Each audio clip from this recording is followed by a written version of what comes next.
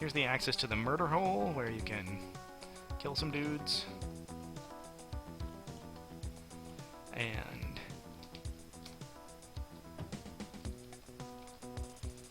let's look at our map here. Right, I know where we're going. So we're going down here, and through the big door, and here's the elevator. Not so bad. Gonna save again.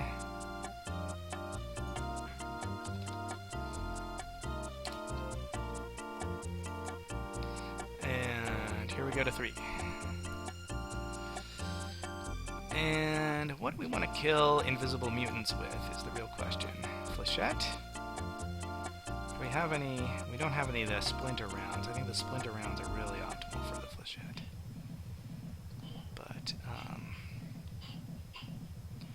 maybe we can spark them and put our shield on. Oh, no. Shield was on.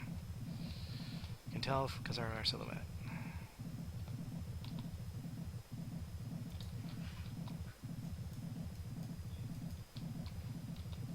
Whoa! Pesky thing about invisible mutants. Is there invisible? Yeah.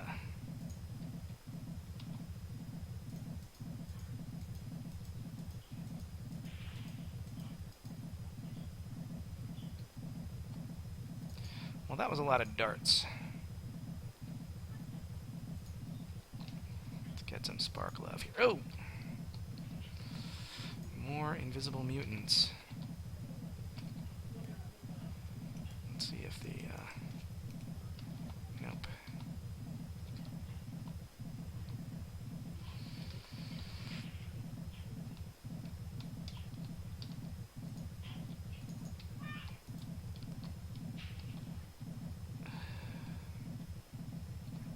Still not dead.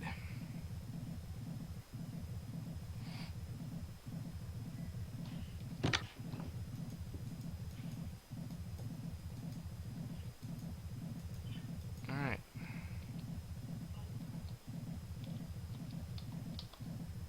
You're still there? Alright.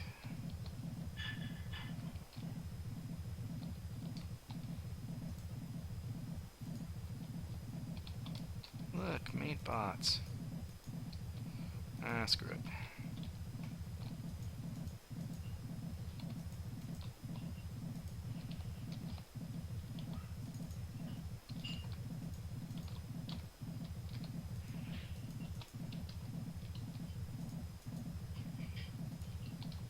Huh.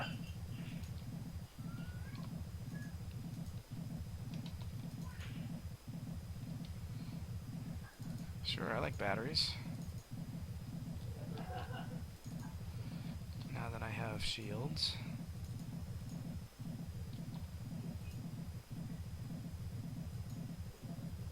Now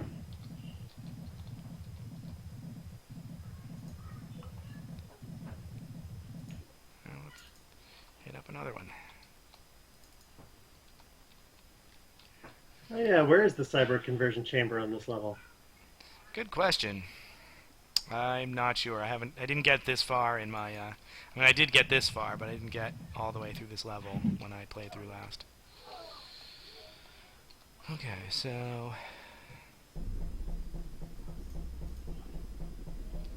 blow up a node. Search a cabinet. We got some detox. That's good stuff. We got some... that stuff. We need to lower the security level, get in there.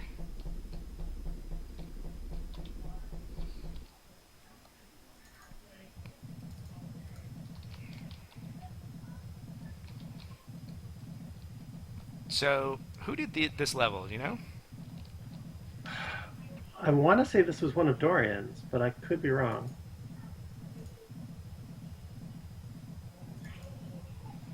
So I think this is Sean Barrett's voice. I can't hear it. I don't know if you guys can.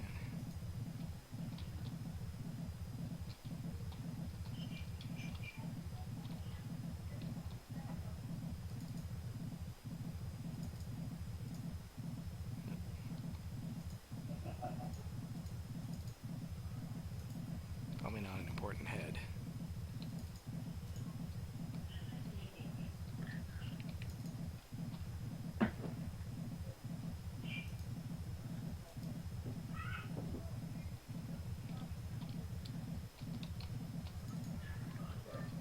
So you're being exhorted to get the laser rapier.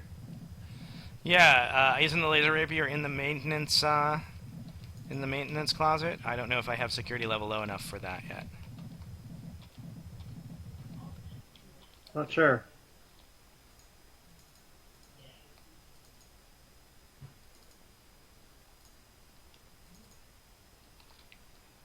When was your last save?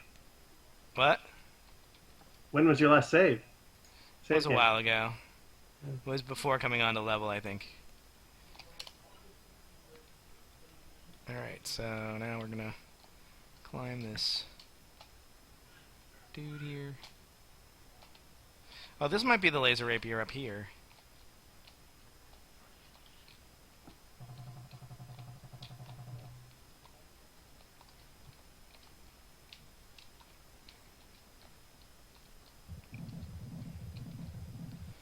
I feel like there are cyborg assassins somewhere around here.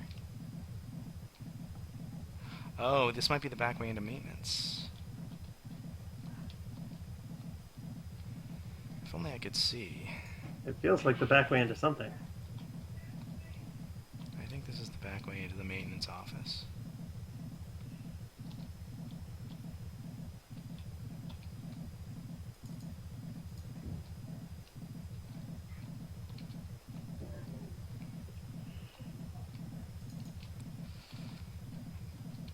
Oh, somebody's shooting me.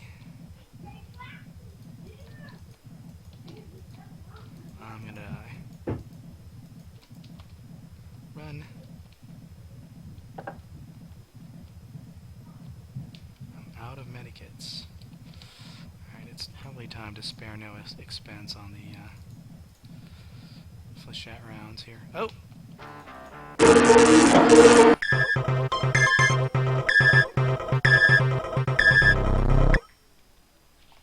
Alright, so up here. Wow, that guy wrecked me.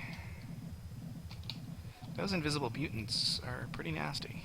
Especially if you have no sound, because I'm not playing with sound effects because we had a mixing level problem, so I think you guys can hear the sound effects, but I cannot.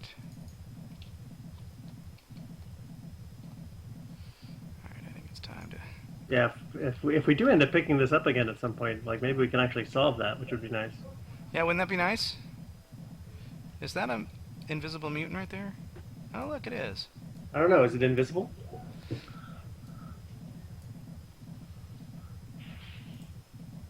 And well, now it's dead at least.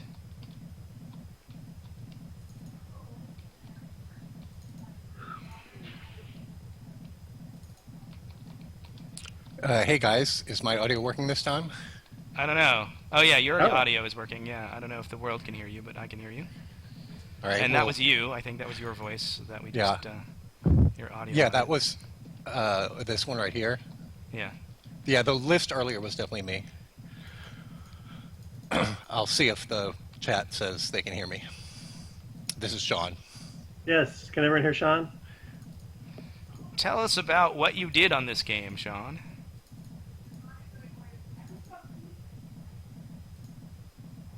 Uh-oh. I don't hear Sean saying anything anymore. Yeah, Okay. no, I was waiting for the... So, I want to just correct two things. I already corrected them in the chat, but I want to go on record here. So the whichever weapon is that has an SB in the name, that's Seamus Blackley, not Sean Perry. Oh, interesting. Yeah, that makes sense. So, and the reason I know that is because I came to Looking Glass something like 3 months before System Shock shipped. So I didn't actually work on System Shock very much. Right. But that was the floppy version, and I was around for all of the work on the CD version. Sure. So what I worked on a couple of the mini games. Tim earlier took credit, and this is my other correction, took credit for Eel Zapper. and I actually Oh, was that implemented. you? I implemented Missile Command, and then Tim, we were a little concerned Oh, right, about that was so blatantly a ripoff of an existing game. So right. Tim inverted, turned it upside down and turned it into Eel Zapper, which was totally awesome, and he totally gets credit for doing that. Okay, yeah, but that. Now I understand the trick that my brain played on me there. And And so you did Wing Zero. I yeah, assume. so on the floppy version, I did a couple of mini games, and they weren't, well, yeah, they weren't that, that amazing or whatever. But so what there was from before my time, there had been a whiteboard with a list of proposed mini games, and there was still a Polaroid, I think, of it somewhere in the office or something like that. Back when there were Polaroids. Yeah, and I looked at it, and I think Missile Command was on that list, and that's why I did the Missile Command. And then later, when we were doing the CD version, and I was actually had time. I mean, of course, I was working on Terra Nova or whatever at the point. Maybe not even yet at that point, but this was all after hours work. But one of the things that was on there was Wing Commander, and I looked at that and I was like, yeah, okay, sure. The old Atari 8-bit Star Raiders. I kind of based my Wing Zero, the technology on that, so I knew I could get it in scope. But it turns out, apparently, that was a total joke. That was put on the board, knowing that was totally impossible. No one would ever do that. But no one told you. Little did No they one know. told me, and I didn't know. And I was like, oh, I could probably do that in a weekend, and I did. Now, it also connects to the thing when we're talking about that picture that you made of the Earth being zapped by the laser, where obviously, we don't want to reward the failure, but there was also just the budgetary issue there that it wasn't worth putting money into. And so when I made Wing Zero, there's a series of missions, and you get mission briefings, and then you go on these missions, and you have wingmen, and your wingman has like 3 speeches he can say. That's all text. But I was a little surprised later on, after I'd done all that work, that translations came back. It had been localized into whatever the languages we were supporting were. And I kind of looked at that, and I'm like, all my dumb in-jokes that were in that text, just the sheer waste of money in translating that.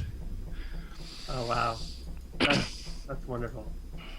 Oh, and where by wonderful I mean embarrassing. Yeah. That's great. All right, where?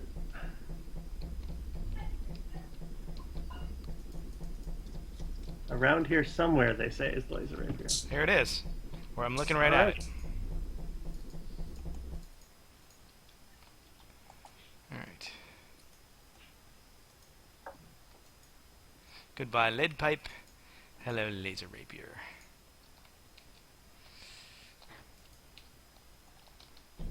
I don't know if this thing is any good for killing invisible mutants, but I suppose we can try. Of course, I have no health. That doesn't help.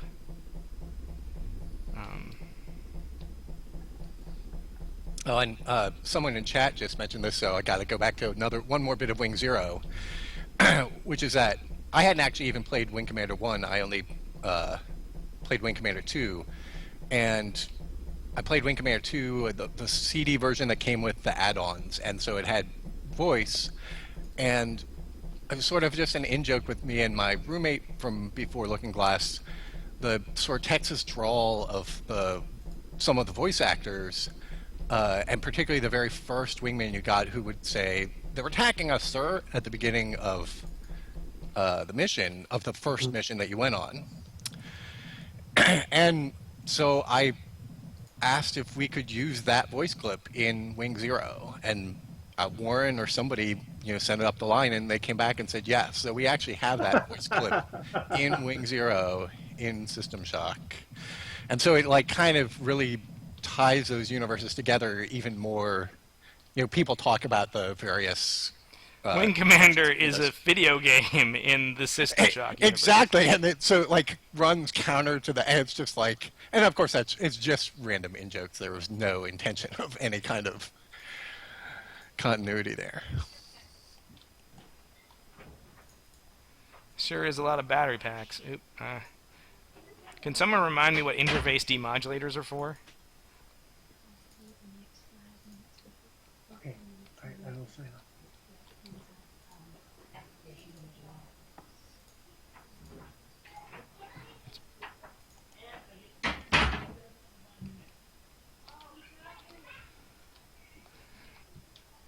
Hopefully Okay. they're MacGuffins and not just random crap that I'm carrying around. I can totally imagine that they are in fact random crap that I'm carrying around. It's really Chat dark. says you only need one interface demod, and that's later on in the game. Just leave them. Okay. All right. Thank you, There chat. And while I have the floor, I'm going to have to sign off for probably maybe the next time while I change location. If you are still going at that time, I will try to pop my head back in. Oh, I forgot to save after the laser rapier. Sorry, guys. Oh. All right, we'll see you in a while. Yeah. Let's see if I can power through this part.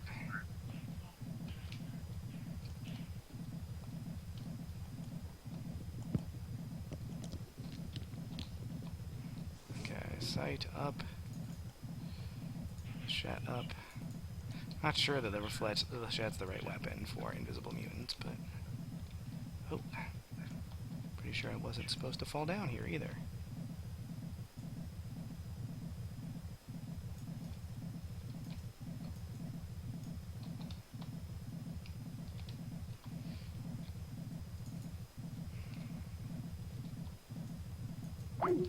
This is the other nice thing about the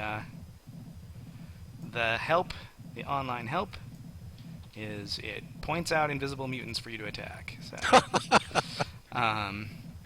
yes, I was explaining to our audience earlier about how cheaty-faced the online, the active help is, and I'm totally using that to my advantage.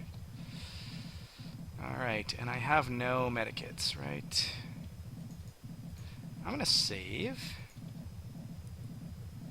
The chat will appreciate it.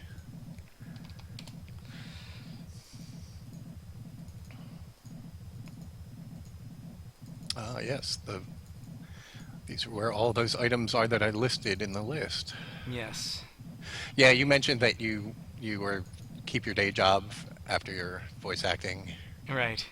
Yeah, I had the same experience, and that was already a thing back then. I remember going into that recording session that we had heard games where they clearly were using staff, and I remember going into that recording session thinking, I know about that, I'll do a good job, and I did a terrible job. Right.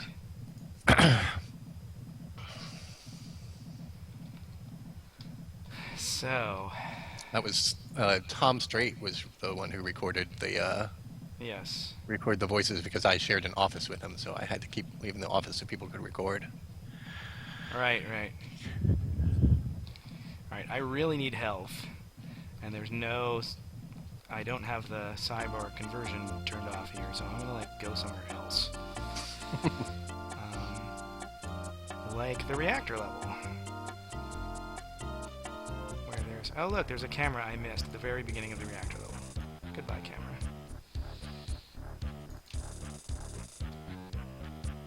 And I'll just run over here, where there is super convenient... Back when level loads took a long time, this was probably a lot more inconvenient. Yeah. But, sprint, sprint, sprint.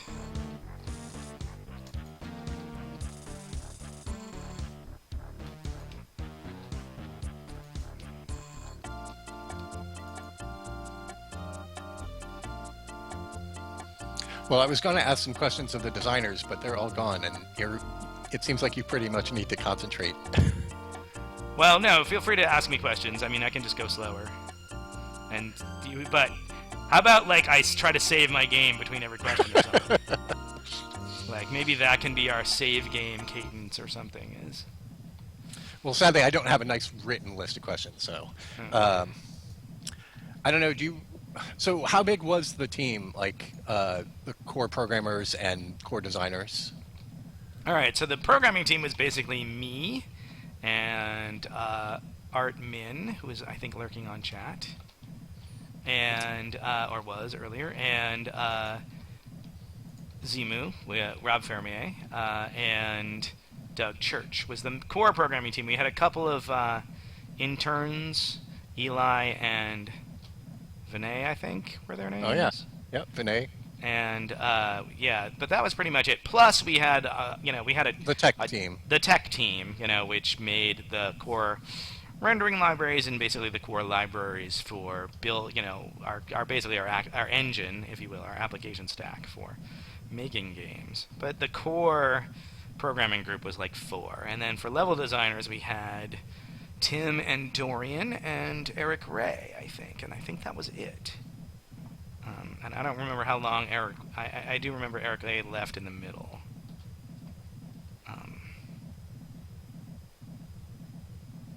And then it was an 18-month development cycle, if I remember correctly? Yeah, I started in February of 93, and we shipped in at the end of 94. So we wanted to be a 12-month development cycle, but that didn't work out. All right, what's going to happen here? I can try my nitro trick again.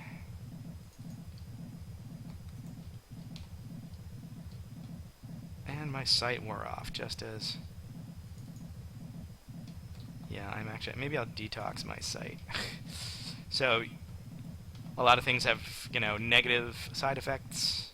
And so you can see better for a little while when you use sight, and then you can't see. Then you see worse. But then you can use detox to detoxify your sight. Okay. Here we go. Drop pipe. Pick up. Laser rapier. Save game.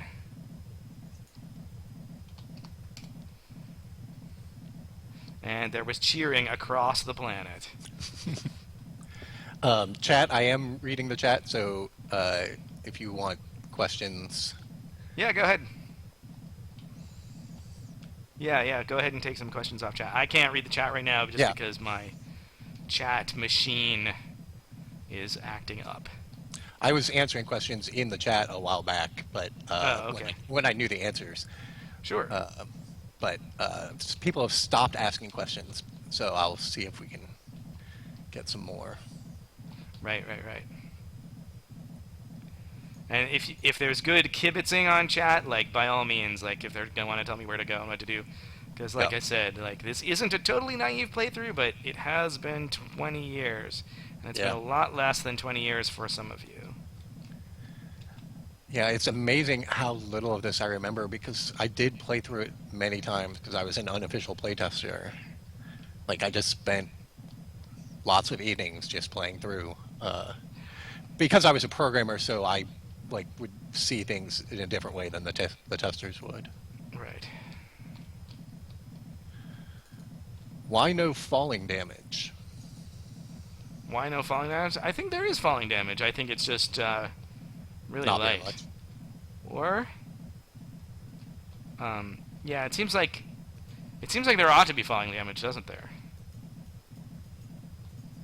Well, thankfully for... Alright, so this is where you want to close the door on the thing, so that when you die, and you resurrect right at there, the door is closed and the guy can't attack you through it. Alright, so now we have a little bit of time to regroup and think about what we want to attack him with. I'm going to keep on the flechette, I think.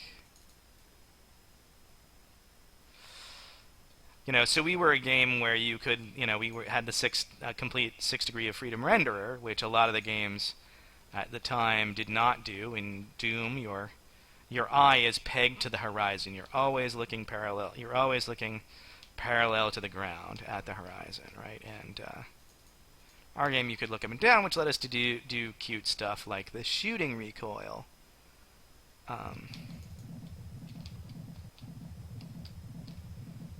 This level is really dark. I feel like this is the level that I'm going to someday be rewarded, but with a headlamp. Oh, and that might be it. Yay! Headlamp. So this is my programmer art down here in the headlamp. The little icon that you'd use to turn it on and off. The three little like different stages of low and high beams. And is this John Mayera's severed head? No more room in inventory. Let's actually look and see. That is John Mayera's severed head, which I think is the important one. So, we're going to hold on to that.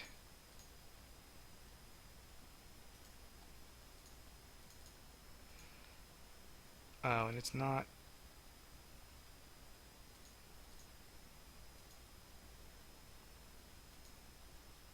It's not playing the logs automatically. Right. So yeah, this is the part of the puzzle where Tim and I were like driving home really late at night, and it was a really... Oh, and I already drained all my batteries? Is the headlamp really gluttonous? Tim and I were driving home really late at night, and that's when we were kind of almost delirious from working so hard on System Shock, when we had the idea to... probably shouldn't have been driving, in fact. Oh, that's not the headlamp. This is the headlamp. That's my problem. Those are the roller skates. And hey, look, energy. Oh, and hey, look, a practical joke played upon me by Tim or somebody.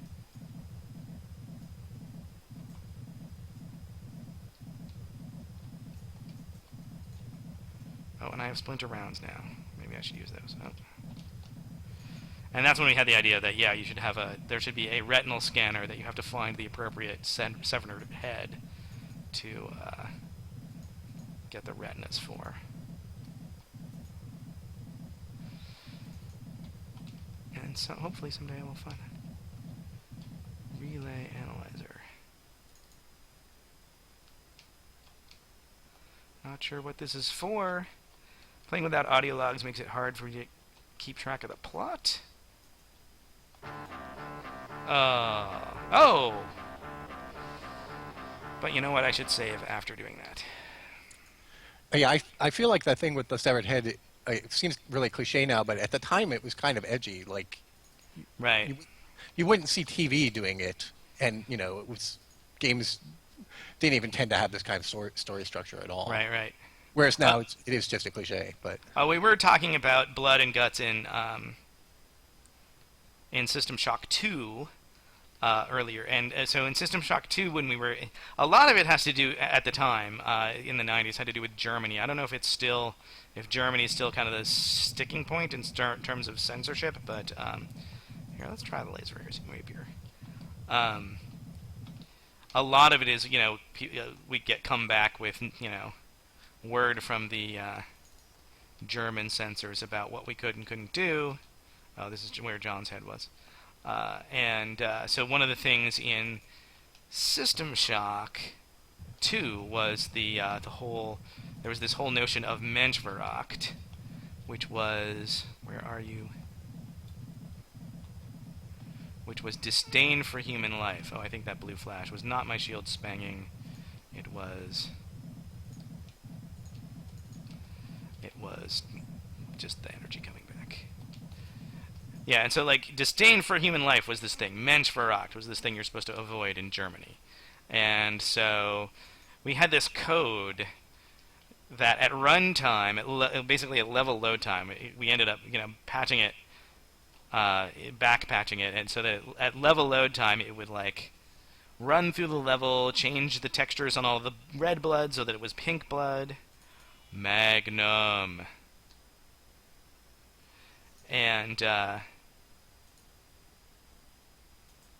who needs a stun gun? Sorry, Dorian. It would run through, it would change all the textures to be from pink blood from red blood to pink blood, and it would remove all the severed limbs and heads and stuff. And do all this stuff to make it German compliant to, you know, what the German standards for, you know, what a mature rated game could be, or what a video game that wasn't, you know, NC-17 or whatever could be.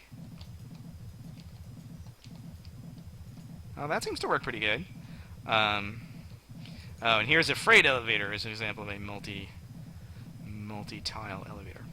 So anyway, the punchline to the Menschverach story is that if you get your German version of System Shock 2, and then you go into the config file and type Menschverach equals 1, then you will get all the severed heads and the red blood and the... so you had to turn on disdain for human life. So were the severed heads gone in the German version? I don't remember about in this game. It seems like they couldn't possibly have been gone. Oh. Yeah, just for that plot reason. That was why I was Just wondering. for the plot reason. So I don't know what we did. The big sticking point with the German censors was the whole, which we talked about already, was the whole reflex thing that. Yeah. Yeah, that Drugs. you couldn't have hallucinogens in the game, but you could have essentially steroids with hallucinogenic side effects. Alright, I wish I remembered where I was when I was doing that. It's over here. That's a dead mutant. That's a freight elevator. Here's a live mutant. Let's deal with him. All right, a question from the back in the chat, and I'm going to alter it a little bit. So, to start off with, was there a design document for this game? I'm sure there was. I'm sure there were various attempts at design documents and pitch documents and things like that. And there was definitely like a breakout of like what each level was going to be and that kind of stuff. And then, so then the question is like, is that really what the game ended up being, or did the game was a lot discovered while developing it and changed it significantly? Oh, I think it was significantly. I mean, design documents. I mean, if you're doing an here's a button. It's cleverly hidden behind a crate, which I would not have seen were it not for the help system. Oh, look, and it opens a little secret place. And look, there's a special couple grenades for me.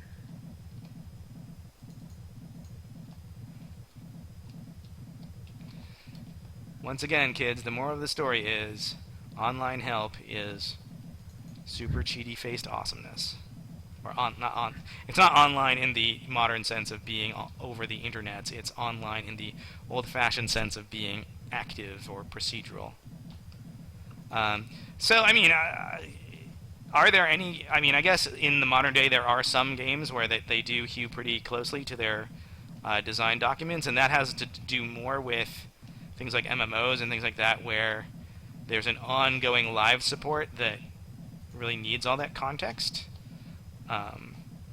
But, pretty much the point of the design document, in my opinion, is for the exercise of having created it, not for the actual final product. Like, I am a firm believer of, if you can afford it, finish your design document, have everyone read it, and then throw it out. Although even better than a design document is a paper prototype. If you can do a paper prototype, because then you have sort of a living design document that you can keep playing and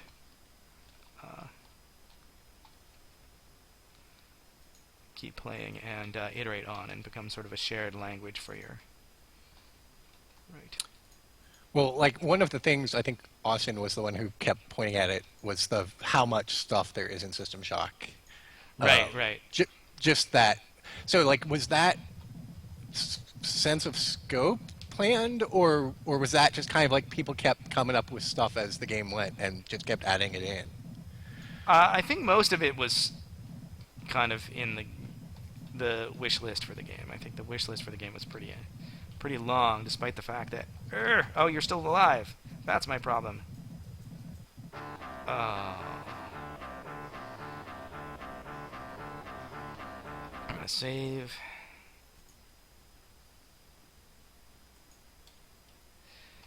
I mean, literally, there was stuff that we cut. I mean, I think that the original doc had multiple places besides the space station, as Austin said. That it was going to be in this. The space station was one place, and then there were going to be other places where you hung out and did stuff. Did I just take a hit?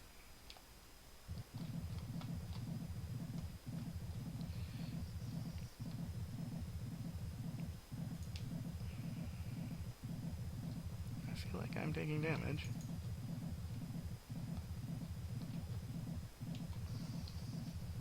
Oh!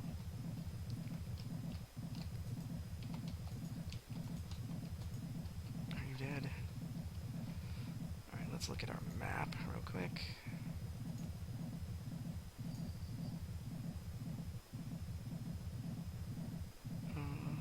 Oh, I think that's a security camera, that red dot. I think I got the level 2 map so I can see security cameras now. Not sure I should be using the spark beam. I might be at the point where pistol is just throwaway. Standard pistol rounds are just throwaway ammunition. Right. Okay, so... where do I need to go? So I feel like all of those doors are doors that are locked. I don't remember if we actually paused the game during the auto map. Like, it's possible that like monsters can just walk up and pwn my face while I'm. Yeah, I was wondering. I think it's paused, but I honestly don't remember either. It totally could have gone either way. I'm pretty sure it's paused, but But this headlamp sure is nice. Oops. Climbing ladders, not the easiest thing. So you guys talked earlier about what the design of the combat, what the intent of the combat was, of the combat design was. Yeah. And Yeah, there's been some related questions in the chat, just asking about the AI. Would that have been Zimu? Did the enemy AI stuff, or? Yeah, I think so. So, like, for example, somebody asks why the AIs don't chase the player. Like, if you go, I mean, they do, but they're not. I mean, this guy's Like, clearly chasing me, but yes, yeah, no, like, they don't they're- doggedly pursue you. It's kind Yeah.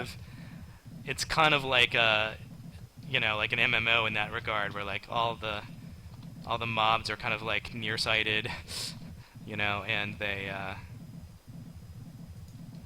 if you leave them alone, they kind of leave you alone. I think that in fact we had issues where like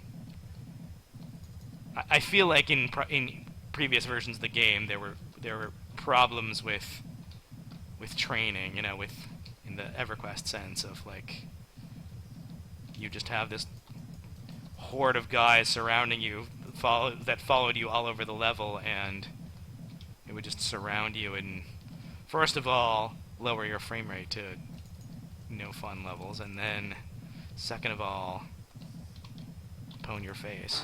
Oh. All right. But so that's a conscious design choice. Yeah, I mean, I think that we tried it. I think we tried it both ways, and yeah, we probably could have. I'm not playing on Combat 3. I think on Combat 3 maybe they chase you a little bit more. I'm not sure. Mm.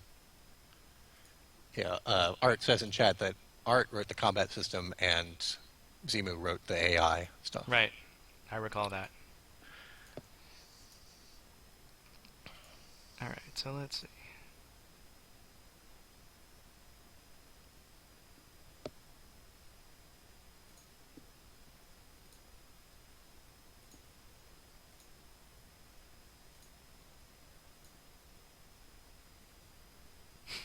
The pain.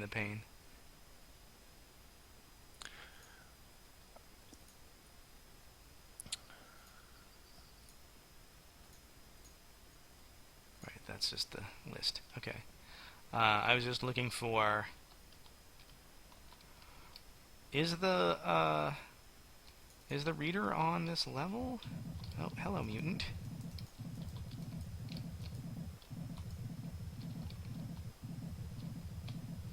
The severed head reader. Oh, did you respawn? Oh, jeez.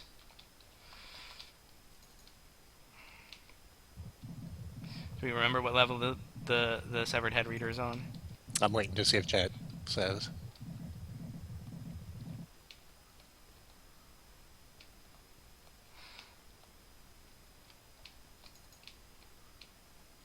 Or better yet, where the radiation suit is.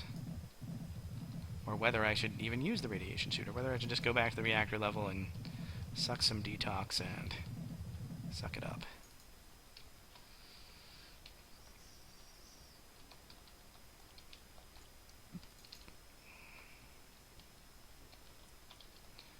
We can do a little Twitch Plays Shock. People can tell me what to do. It's in this level, but you can't access it right now. You have to do it after you fix the relay. Okay. I think that was the same person who I quoted the other time. Okay. So, trustworthy.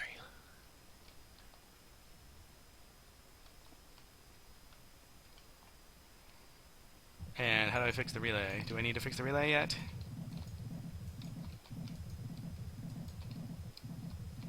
These guys keep respawning. That's very no fun of them.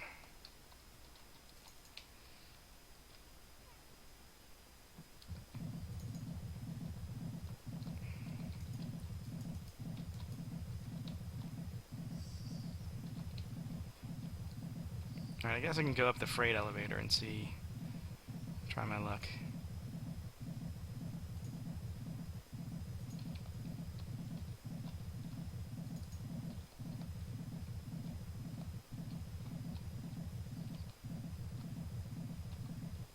It's over here. Where is it?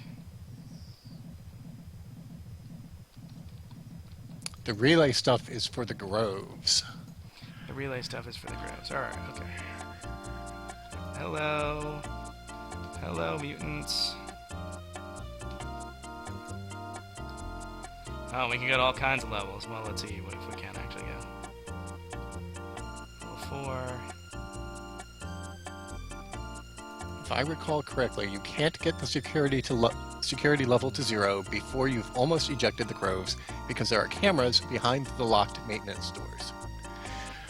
At this point, I'm just reading you this jargon that's gibberish because I haven't been following the story at all, so... Right, okay. Whoa! Whoa!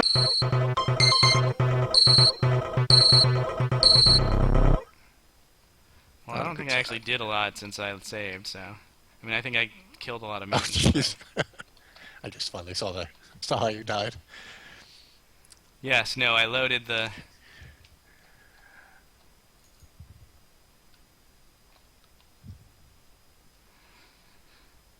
Well, it seems like either we're gonna... It seems like I've explored this whole level, so... I've done everything I can do on this level, so... these doors are the maintenance doors that I can't get through. I guess I can just go take a quick sweep through all of those doors and make sure that I can't get through any of them. And then I will give up and go back to the reactor level. Chad's advice... What? This same guy from Chad, his advice is you should probably go down to the reactor deck and flip the shields on. Then just hit the laser and run like hell back up there. Alright. Thank you, sir. And, I hope you, Hello? I hope that, being more knowledgeable about the game than the creator, makes you feel awesome and not, Not and like that you're an it's not idiot. as facepalm worthy as it feels like from this end. Hello? You guys are still going, I see. Yeah, we're still going. So I just got some advice that I'm supposed to head back to the reactor level, do the shield, do the laser, and run like hell. Was the last piece of advice. Is this advice from some chatter that That is That knows more better. knowledgeable than me about this game because he probably played it in this decade. right? Or because he's awesome. I should just say because he's awesome, not because he played in this decade. But really, those go hand in hand, right? I mean, anyone who plays this game in this decade is, inherently awesome, right? I mean, Somebody on chat asked whether we had room-based sound propagation in System Shock, which... Oh, no, not really yet. obviously That was a big thief thing thing. at Thief. Yeah, since they can't even hear the sound. Oh, Austin sure sounds more like Sean Barrett now that I'm back. Yes. Yeah. I forget, Dorian, have you read my book, You? I have. I enjoyed it. I'm glad. It was strangely autobiographical from my point of view, even though I didn't write it. Yeah, for me, now that we're talking about you, Austin's gonna be sad. Like, it was a little creepy, honestly, to like read the book that like you do not exist in this world because you occupy the same space that these characters occupy in this world. So like, it's like not allowed to exist so that others may live. Plus, everyone at the company gets boiled down to 6 characters or whatever. Right. And so you see bits Right. of yourself, maybe. Yeah, no, definitely. Definitely there was, it was a hodgepodge.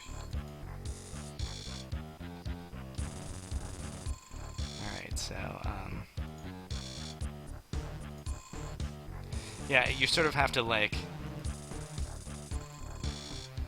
you have to accept this mantra of, it's not a Roman a clef, you are not one of these specific people. Oh, look. I'm sure there's fun guys in here. Is Tim taking a break also, or is he left for the evening?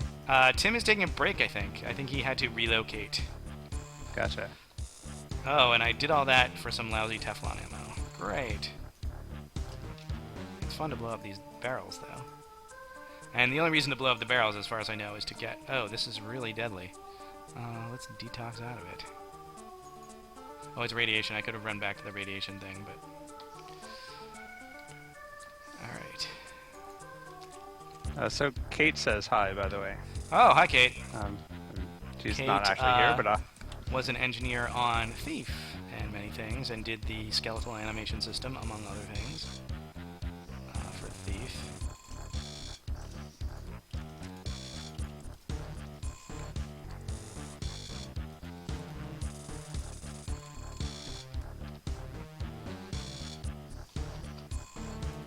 And she married some bum.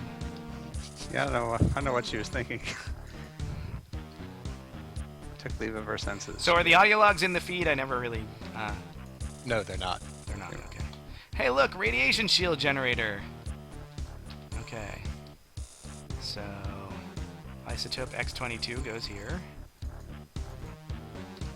And then presumably there's some switch we push. Radiation shields activated. Hi, Autobomb! So, like, this Autobomb's, like, gonna gank me while I'm reading the video mail. Not a coincidence, I think. Yeah, probably not.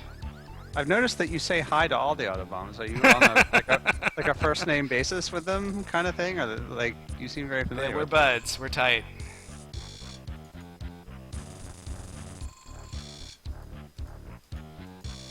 Okay, we don't need to actually wander around here very much. But, you know, we might as well loot what we can loot. And, head back to the roller skates. Reactor level. Whoa! Whoa! Or not the reactor level, science level. Oh. Did I go past it? No, I didn't. But while we're here, we might as well heal up.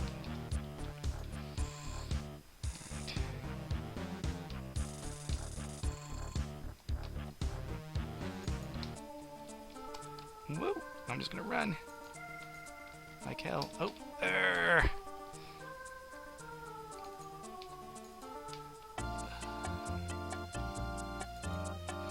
Goodbye, hoppers. And I did not use my magic talisman against ambush, which I probably should have. That's the sense around where, which we will not spawn ambushers in camera view. So if you increase your camera view to include behind you, then we won't do that. And we won't spawn them behind you. Here's the central core. Somewhere around here is the... Right? Somewhere around here? Let's look at the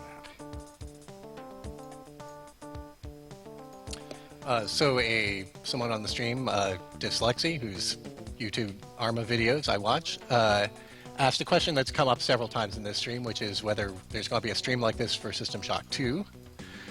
Obviously, that's going to involve a bunch of different people, and I think these people don't want it to wait for the 20th anniversary, though. I think that's the. Yeah, well, people really like this, and it seems like what we should do is encourage the appropriate people to. no, absolutely. My role on Shock 1 was Shock 2 was mostly technical, so I'm not really a good guy to either pilot, or I suppose I could pilot, but you've seen my job of doing that. Yeah. All right, so I don't know. While we were answering that got- question, I got totally ganked by assassin cyborgs, set up in a death trap by these. Alright. I'm gonna blame Tim because it's assassin cyborgs, I'm sure it was his fault. but thankfully I had the cyborg conversion disabled. So I'm enabled, going to or- nominate Rob Fermier to do the. Yeah, I do mean, this Zimu for- seems like he's a good choice Since I did. for doing that. I mean, obviously, the esteemed Mr. Levine would be a great choice for that, but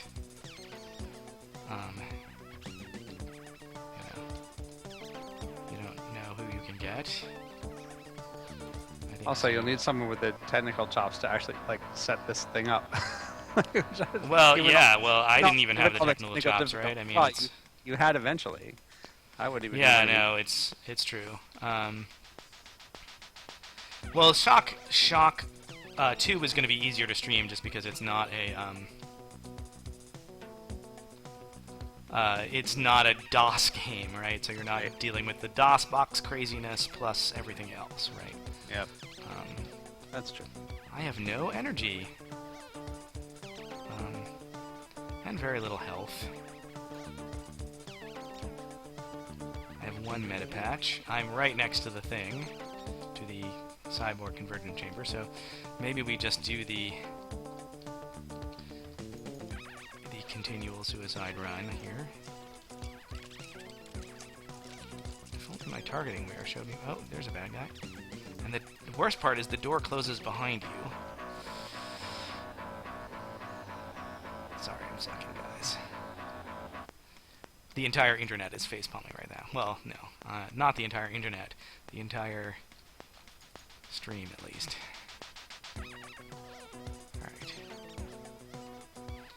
Alright. Grenades?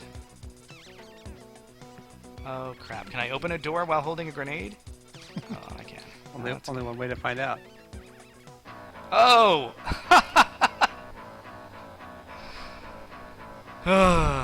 Welcome to System Shock.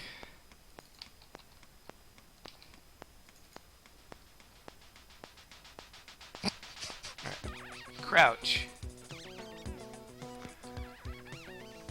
Grenade. Ah, that's door. what you're. Remember, I only see the streams like 15 seconds after you comment on it. It's like, welcome to System Shock. Oh, I wonder what terrible thing happened that precipitated that comment. Wait for it. Oh, he threw a grenade into the ceiling. And And then the people watching the stream hear us commenting on it long after it happens. right. For them too. For maximum Right. confusion. I'm synced up with the gameplay, but these guys are lagged because they are watching the same feed and then feeding their commentary back in through Skype, so they are super lagged in there. Oh, hi, Assassin Cyborg. Technology.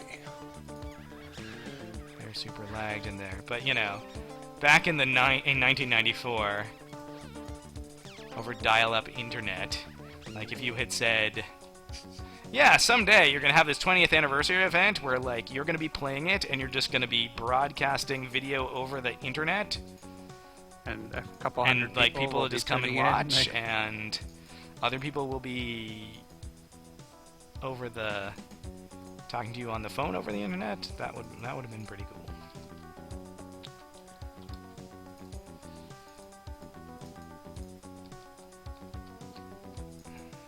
And then, of course, 20 years from now, we will look back at this technology in the same way that we are currently considering dial-up internet. Right. You mean they didn't just play through it and like upload their memories experience stream? Jeez, how low tech. Luddites. Yeah, Luddites.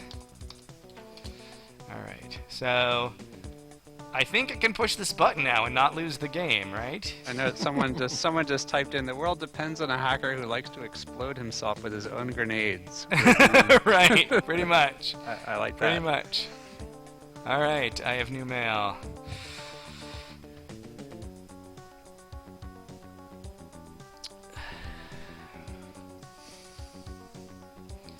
And that was the new mail.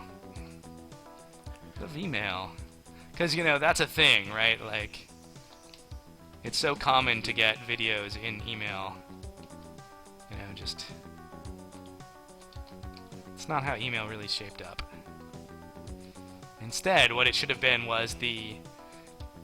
It should have been the Citadel live stream, right?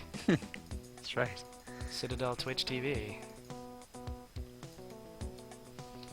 So, were there ever thoughts about sequels or prequels? Obviously, we got System Shock 2 through the crazy way things went with Irrational, Right. but during development, or like for example, I know Looking Glass had started up another project reusing the System Shock engine for a totally unrelated game. Right. But like, is there any other anecdotes or interesting stuff you can think of along those lines? Well, like I posted on the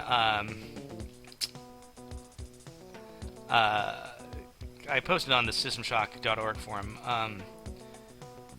a couple years ago, a year and a half ago, about I approached EA about maybe kickstarting a System Shock 3. Just licensing it from them and trying to get it off the ground through crowdfunding. And basically, nobody knows who owns all of it. So, because Paul Narath was kind of enamored of these sort of entangled business deals where we owned the code and you owned the name, and we owned the Shodan character and you owned and you own the world, and all that stuff, where it's not just a simple owner, but it's multiple owners. And so the point there was so that if a System Shock 3 was to happen, it would be a collaboration between EA and Looking Glass, and that it would guarantee that EA couldn't just take the brand and run off and do their own System Shock 3 without us. Of course, what we didn't count on is that we wouldn't be around to make System Shock 3, and so when Looking Glass went away, some of the IP got snapped up in various...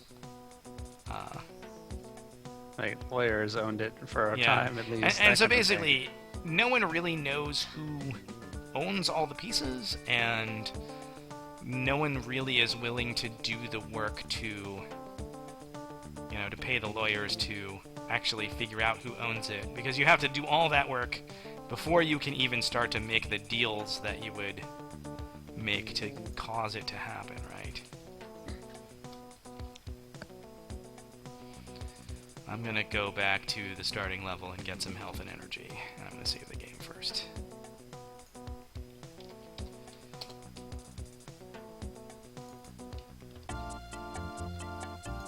And there was much rejoicing. So earlier you guys mentioned Zelda, and you mentioned Sonic as inspiring certain elements. Right. So can you think of any other conscious influences from other games? You know what? Honestly, I feel like there's a little bit of an influence from things like Infocom. Just the very story-oriented way. Just the way that, we weren't afraid to do text adventure-y stuff. Where, what was the thing that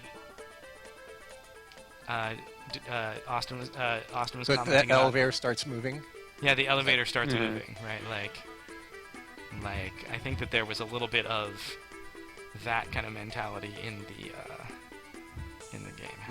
And it might be a cop-out answer, but definitely like Underworld and Underworld 2 had significant. I mean, obviously, because the kind of the attempt to make the open-ended pseudo sandbox that System Shock is stems straight from our just wanting to build on having done that with the Underworld games. All right, I'm going to take a quick bio. During that time, I'm going to try and grab my laptop so that I can see the chat channel. That's radical. So, Sean, what have you been up to recently? I want to keep this something that the chat can Oh, they can can handle enjoy. it. They've been it's been 4 hours. Although if you've already told the chat what you've been up to, then No, I haven't, but then I don't haven't. read it. I have But not. we already because No, you before first. you joined, we all went through what we were doing. So I clearly see. we've already deluded ourselves into thinking that the chat audience thinks that's interesting. Yeah. And so go ahead.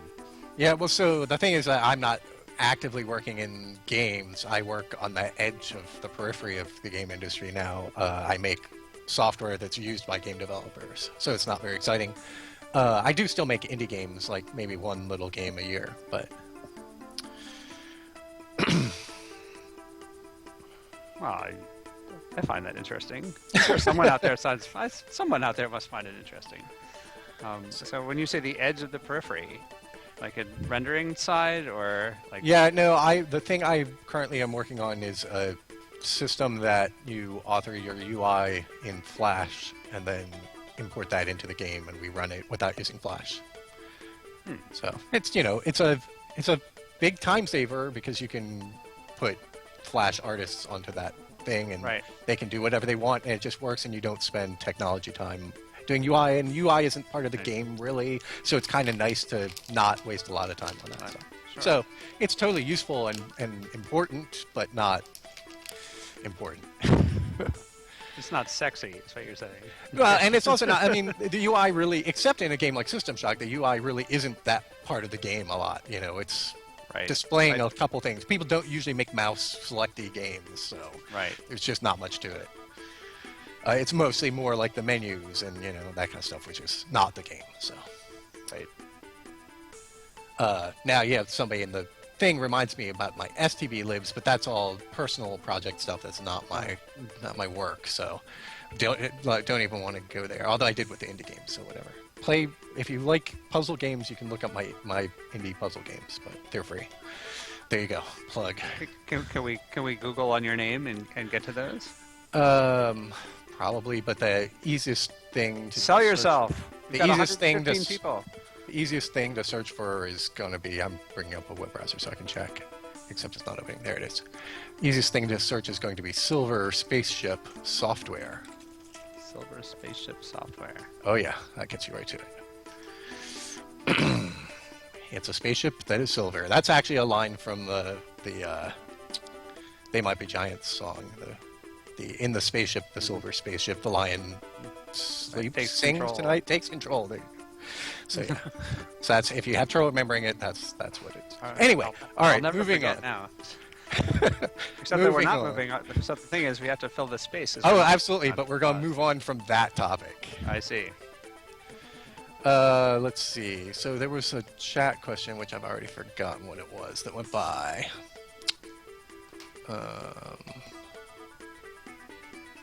And I can't find it now.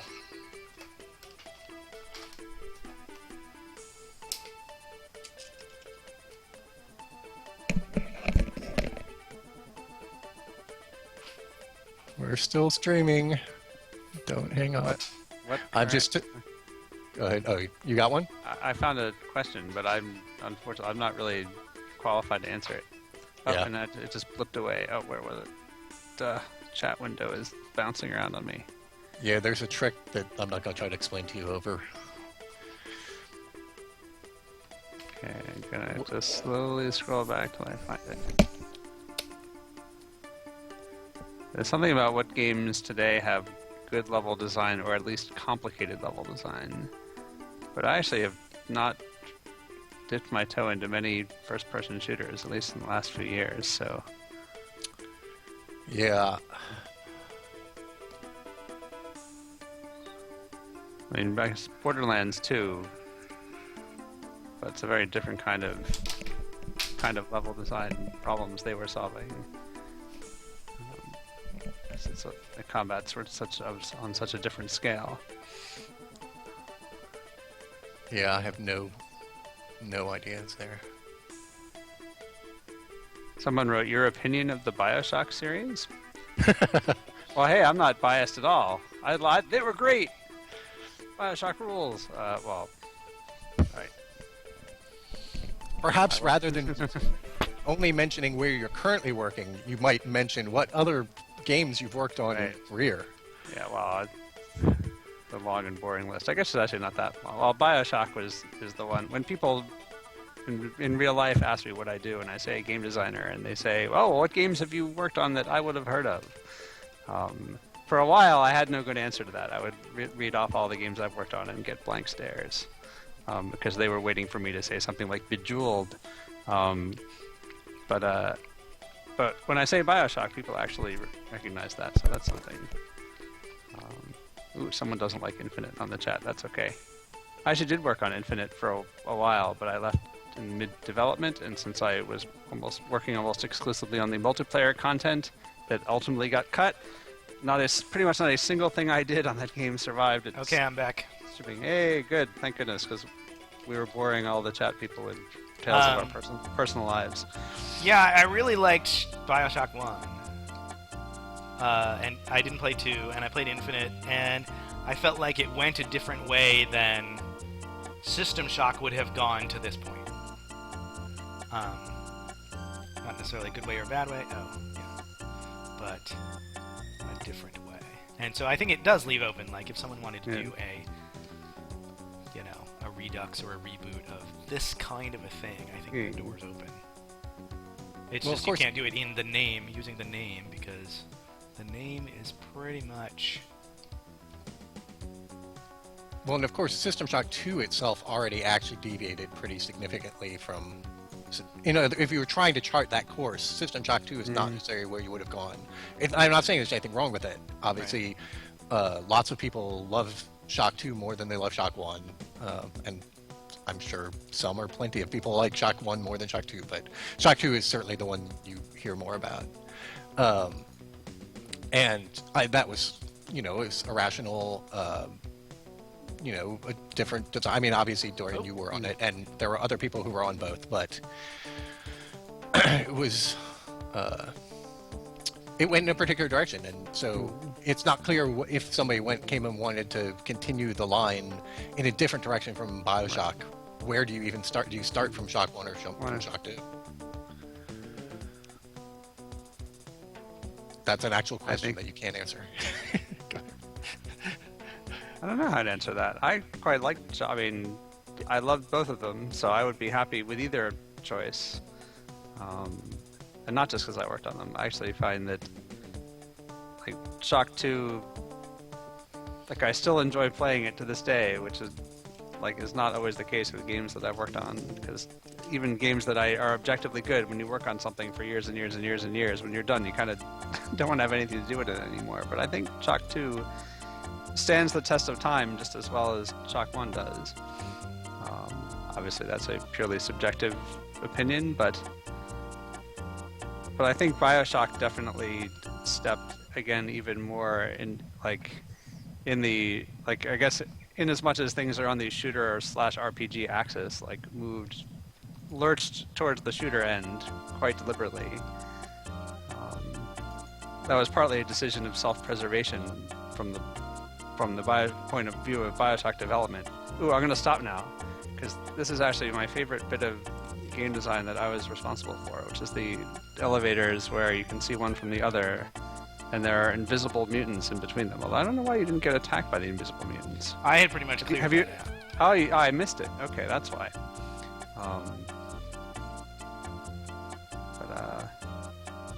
Alright, well, never mind then. But yes, Bioshock 1 kind of had to be a shooter in order to get the publisher on board, which was necessary to have it turn into anything. Yes, Farbs, it is me. It sounds a lot like me because it is me. The chat, Farbs McFarbs, has just shown up in the chat, and he is a developer I've worked with on Card Hunter. A fine human being and an excellent game developer, let me tell you.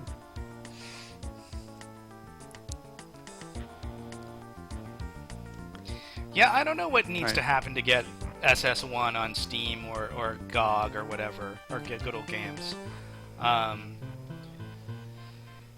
Obviously, you really ought to have a license to the game in order to avail yourself of the good portable version that exists. It seems like it's just a matter of, I don't know, I think someone just has to talk to EA about it, I would suspect, because Shock is just owned, System Shock 1 is just owned free and clear.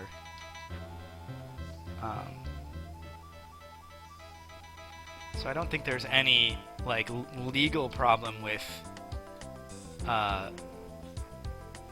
putting it on Good Old Games. It's just someone has to make a deal with EA, and so good luck with that.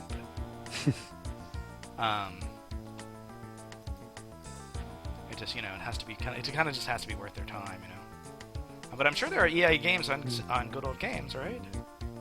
Like I'm sure this path There must be.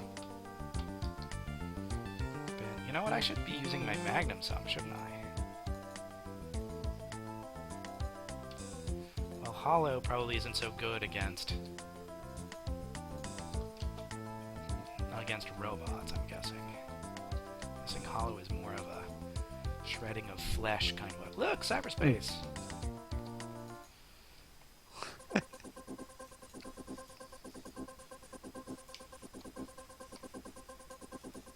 Maybe not just stand still for the thing to shoot the Charmander, whatever that was, to shoot me. Somebody just asked on the chat, what do you think of Dead Space 1? I quite like Dead Space 1 a lot, and for the reason, like the commenter says, it has a very similar feel to System Shock 2. I haven't played and it. it is really quite enjoyable for that reason. It has a good level of horror, science fiction shooter, and RPG elements that is not super common. And I like the way the combat felt. I mean, it's been a few years since I played it on console. I just got my butt kicked in cyberspace. Cyberspace can be deadly, man. Can it be deadly, or can it just be sadly? Well, I guess the final boss Well, certainly can. That's true. I guess you just get kicked out. Yeah, I'm getting kicked out. Well, maybe I'll come back to that when I'm more of a buff. It's funny, every time I leave cyberspace, I want to try and play the game with the mouse. Which, executive elevator. This goes down to 5. Whoa! I'm going to guess that about 10 seconds from now, we're going to watch you get killed by something. For what it's worth, a little bit back in chat, Art said something, and since he directed it at you, Mark, I might as well repeat it, even though it's not very important. Sure. But Art says that Warren told me that EA owns the IP and IDOS owns the trademark, or something like that. Something like that, yeah. IDOS. Yeah. My contact Now- at EA said something similar, but they... Yeah. Well, I don't know if... can you hear me? I'm back. Yep. Yep. Um, Back. My understanding is that, that various of the rights were held by EA and by Looking Glass, and the latter devolved to IDOS in the acquisition at some point, but that at this point, the division of rights is such that, it's probably not worth anyone's time to figure out who owns what. Right. Because half of the parties involved in figuring it out, probably wouldn't be getting anything out of the process. So it's all a mess.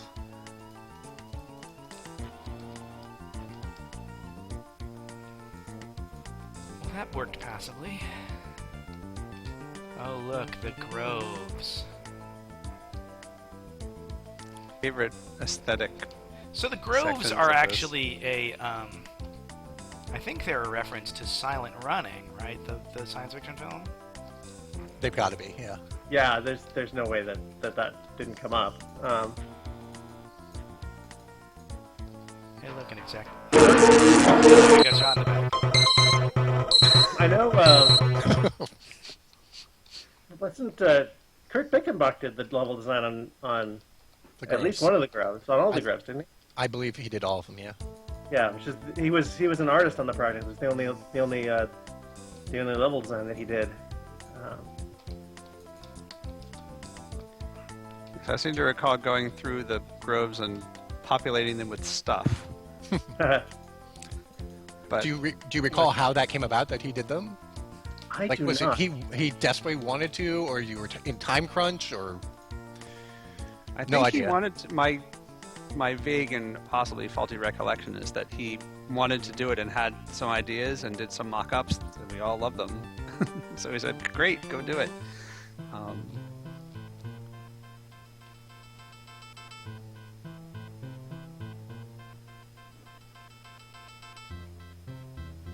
of course we're not actually at the Grove, so there's. Right. Ah. Yeah. Well, there was At a some big point, map he of the looks- Groves. Yeah, that no, I know. It's just people should think we're talking about what we're looking What we're at. looking at, right? Oh, no. You'll know them when you see them. They'll look more grovey. Ah, yes. Art. Art man on the chat seems to agree with my recollection that as you say, he messed around and we thought it was cool, and it was cool.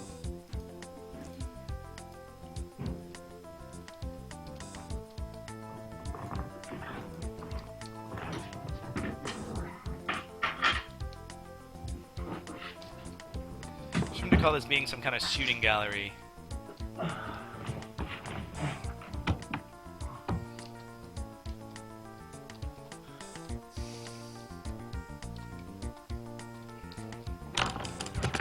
Had a lot of trouble finding these stand-up key.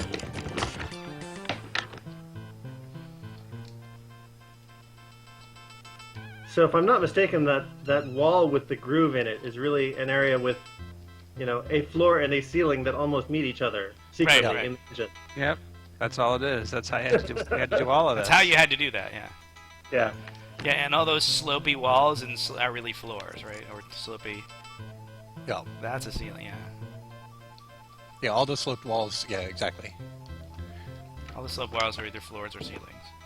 Like Yeah. the octagonal corridors are octagonal with ceilings and floors, and there they look.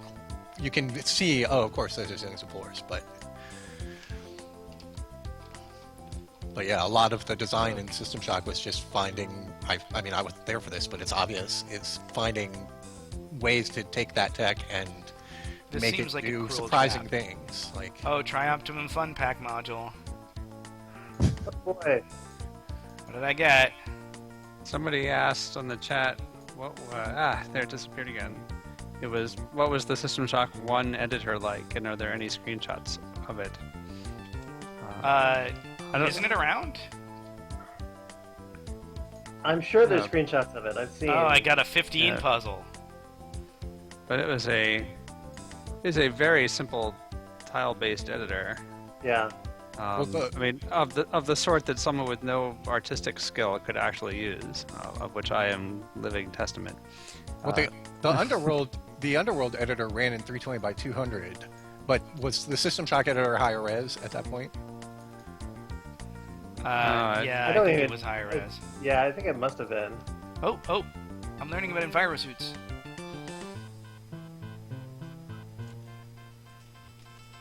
While decreasing your brain age.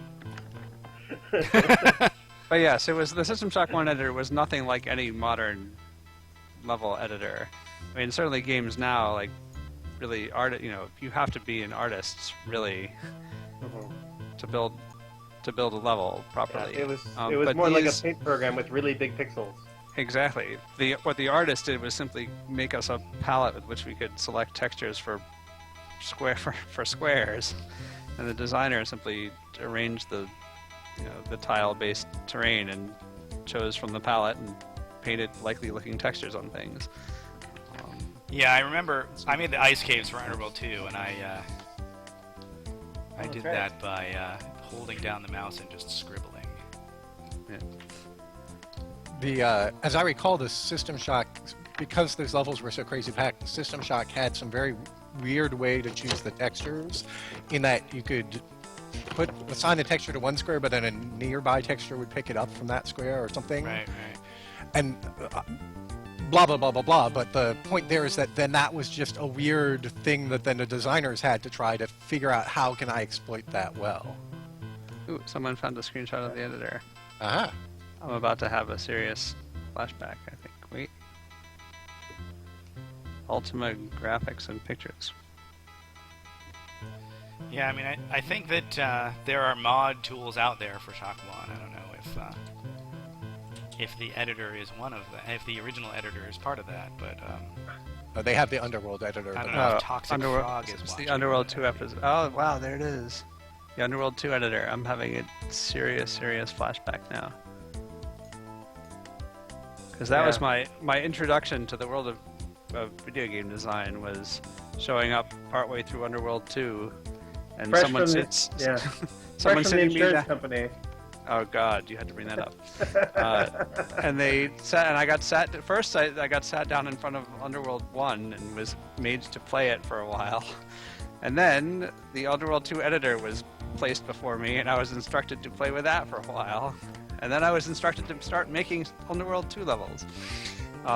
With my vast, relevant background in creative writing, I set about building sewers in Underworld 2. Hey, I had a math degree, so you know.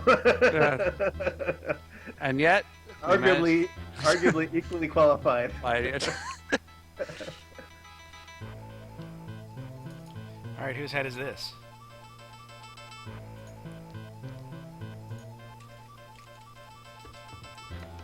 So here's okay. Question: what's the reasoning for not releasing your developer tools after we release the games? There's a couple of things there. One is that Tim, that's your head. Sorry, it turned into Sarah Verley's head when placed in the thing, but on the ground, that was pretty clearly your head, I think. yeah, That's you. That's pretty plausible. Yeah.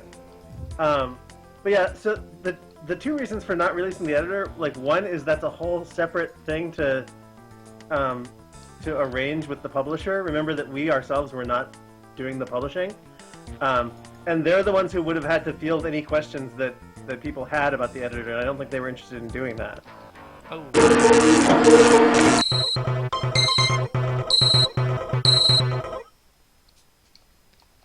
Forgot to save. Ugh.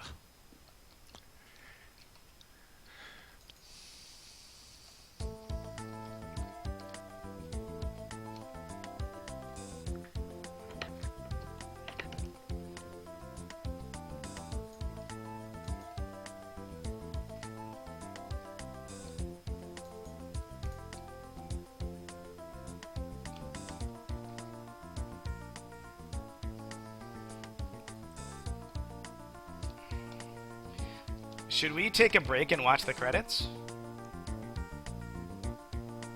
Are you guys still there? Yeah, I'm still there. I'm up for whatever. For at least the next while.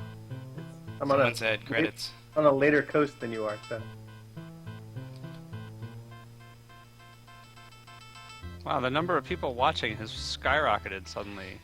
So yeah, What- one of the things I want to what mention happened? about why not release the editor. Well, our editor had the complete game in it, right? So that's an important reason why not, right? We'd have to You have to strip that out. Yeah. You'd have to either strip that out or find a way to restrict the editor to only folks who had actually bought the game, that kind of stuff.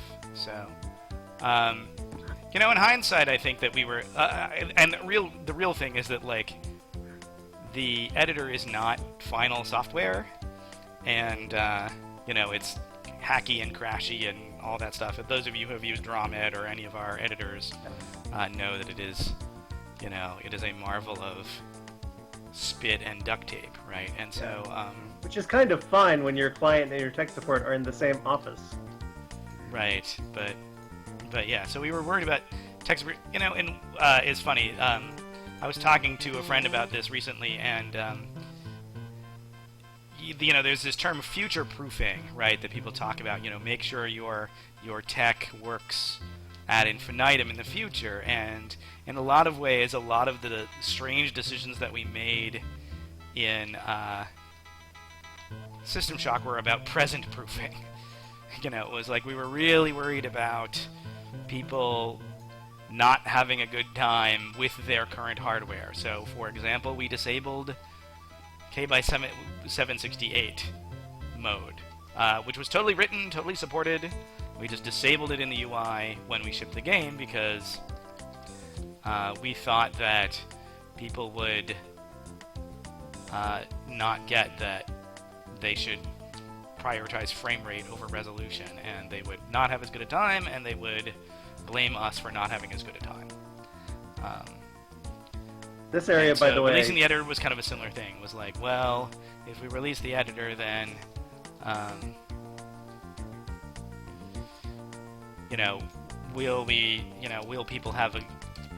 will people just be more frustrated with it than we can really afford in terms of customer support? yeah. The other thing is that the Shock engine was actually pretty different from the Thief engine in that there was a lot of stuff hard-coded into Shock and the earlier games into the code. Right. You know, like on this level, a certain thing happens, and that's just in code. Whereas in Thief, we figured out that that needed to be made data-driven too, so that you could, I want this effect to happen on this level is something that you configure explicitly. And that was just a 692. thing in that code base, like at that time, how we developed. It would have sucked to try to make a sequel in that engine just because we'd have to go through and figure out all that kind of crap. Yeah. Like the elevators only working when they had a certain piece of data as their elevator music, right? Like That's at least data-driven, but that points at exactly... Yes. You could never change the elevator music without breaking the elevators. That's not a decision you could make. Right, you couldn't have two different elevators with different music. Of course, there was we were really constrained on disk and stuff, so there was...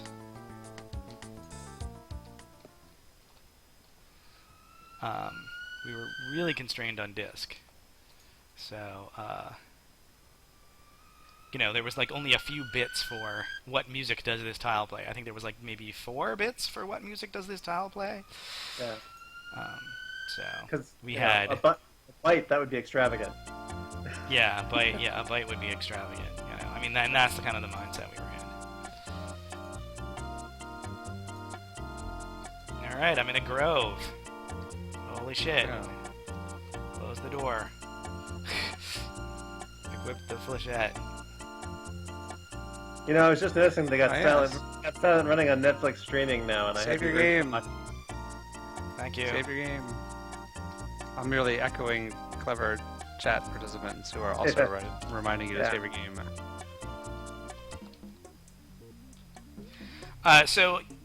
System Shock was a totally new. I'm answering the chat question about System Shock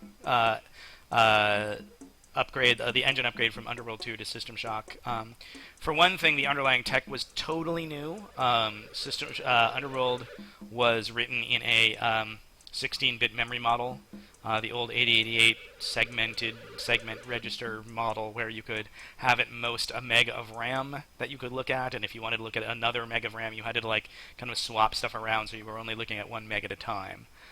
So everything was done in this old-fashioned sort of 16-bit mode. System Shock was our first 32-bit code base. It was built on top of what was then called a DOS extender, which was the thing that allowed you to write 32-bit code on top of the basically natively 16-bit DOS, and that was called DOS4GW, I think, right? Was our DOS extender?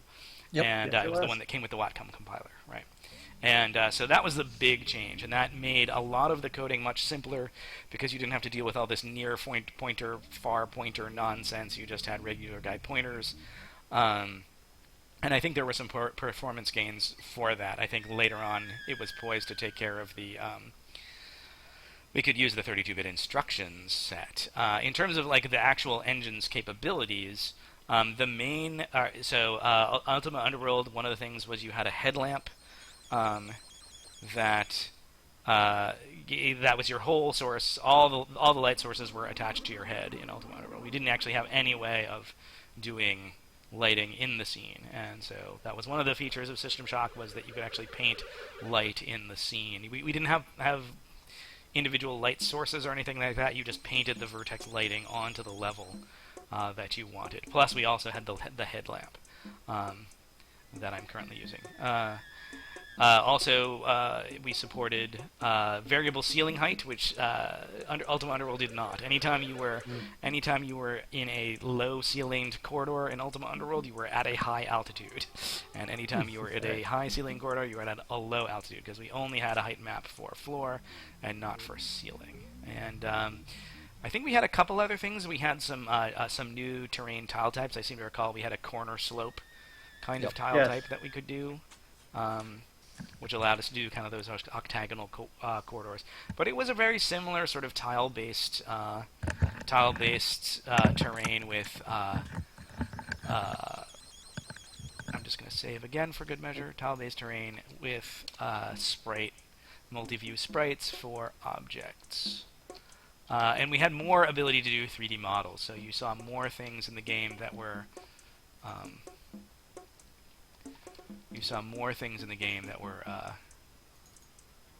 relevant to 3D models. Yeah, as I recall, like this little pedestal right here. Oh yeah. Yeah, if I remember correctly, the Underworld thing, any 3D model in Underworld had to actually be compiled into the object code, and a separate tool would do that conversion, and so as it ended up, we were so limited in that respect that pretty much the only 3D model in the game was the altar that you raise your skills at, the big polygonal honk. And of course the Lotus 3D, the 3D Lotus Turbo Esprit that. Oh right. That was a model from Car and Driver that got baked into Underworld. It was in the executable. If only you could find it. Yeah, it was kind of like a hot coffee kind of situation.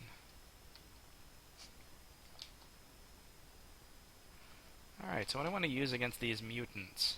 I feel like I'm charging into places like the Groves, and I feel like I'm a little bit underpowered for these places, but that's just a gut feeling. But hey, survival horror. It's not survival horror without horror, right? Of course, it helps if you can dodge these guys. One other technical addition to the engine, you talked earlier about how the lifts would move in these large steps,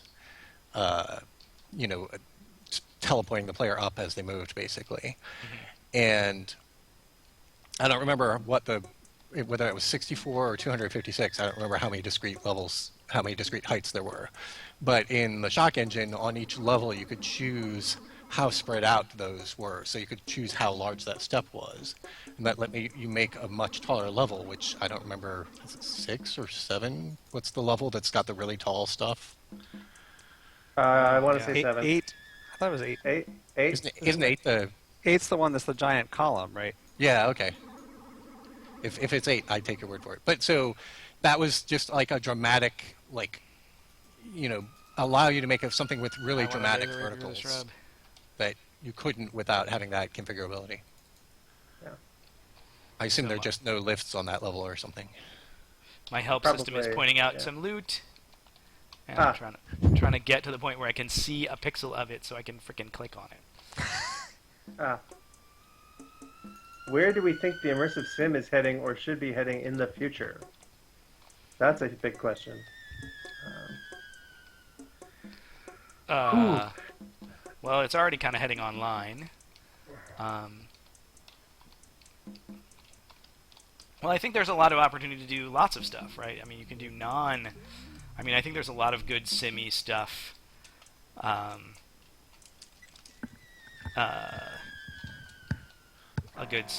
Going on, and a lot of different things, like, for example, Minecraft, right?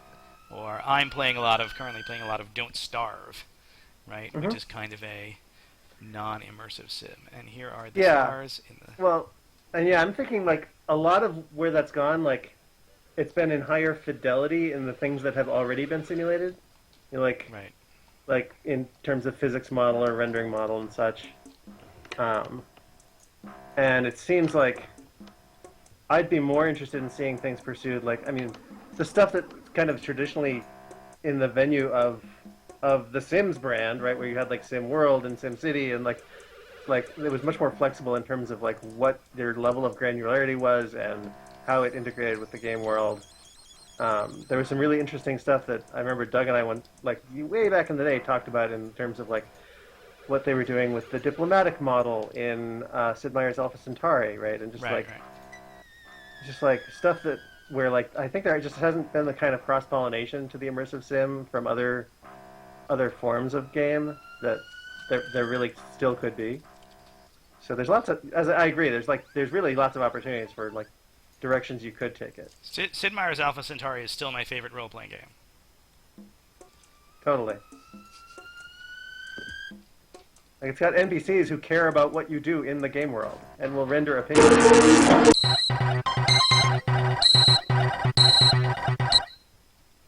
Okay, gotta be more careful, gotta save.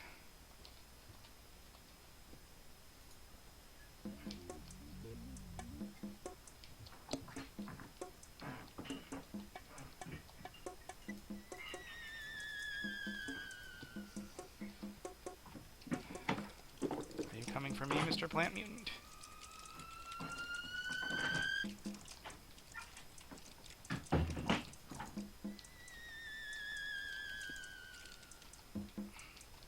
So I remember, I forget which level, I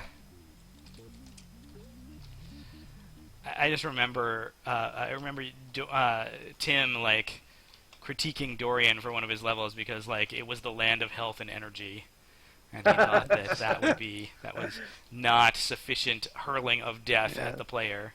We were big on hurling death at the player back in the, back in the day, but really hurling death at the player is the easiest thing to do. Like, hurling a actually compelling experience is... That was one of the standard interview questions. I remember being asked that Yeah. when I first interviewed in a quite aggressive way. It was someone like leaning over the table at me. I believe that was Austin Grossman. That would be Yes, Austin. getting in my face and saying, "Here's an important question before we consider you for this job. Can you hurl death at the player?" So one of the things I ask now in design interviews is, and it's totally a kind of Rorschach blot question, which is, how do you feel about death? Oh wow. And just first of all to see what they think I'm asking, right? Like, are you talking about death in games? Are you talking about death in general? Are you talking about Right. The human failure condition. in games? Are you Right. talking about Yeah.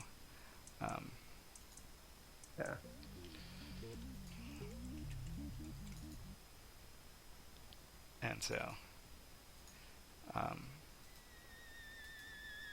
and then we sort of like try to hit all of those. So, Mark, you need to try harder not to die. Thank I you. noticed in the chat it says every time you die, it's like Satan assaulting our eardrums. Oh, right, because of the stupid cutscene. Right. So, for the sake of all of our listeners, play better. Yes. Oh, so it's not just saving more often, it's also just playing better. Yes. Right. Yeah, I wish we could fix the levels on that, but, for whatever reason. How about I just waste a lot of ammo on hitting the wall? Hey, look. Good thinking. Oh, what else do I got here? Slugs. I have no idea. Anyone have any guesses as to which is better against what? I'm guessing think that you the used the slugs slug are better dice. against Slug. robots, and the hollow tips are better against organics, but Yes. that's only speculation on my part. But hey, my targeting ware will eventually tell me. So, Dorian, keeping in mind that this is a System Shock 1 stream, are there any interesting things to say about the experience of designing for System Shock 1 versus designing for System Shock 2? Gosh. Being shot. That's from the Sure. stream, don't blame me. I see. I mean, from a personal point of view, I think I had a lot better idea what I was doing by the time I got to System Shock 2. I was kind of a gameplay monkey in System Shock 1. Like, I spent a lot of time just like I stringing apologize. together. It's Oh, like are you about to die I again? should clearly have to do some penalty every time I every time I die, because clearly... Now I've fallen down here. This is going to be exciting. I'm down to 1 mag pulse shot. I don't think I've gotten any more mag pulse cards. So where were we? Right. I guess in System Shock, when I was designing in System Shock 1, like I was really like more focused on making things functional at the time. And by the time I got to System Shock 2, I was thinking, I guess, more clearly about the player's experience. I mean, obviously I was trying to think of the player's experience in System Shock 1, but I had much less personal experience doing it. I hope it didn't show too much. Well, none of us had a lot of personal experience. This was...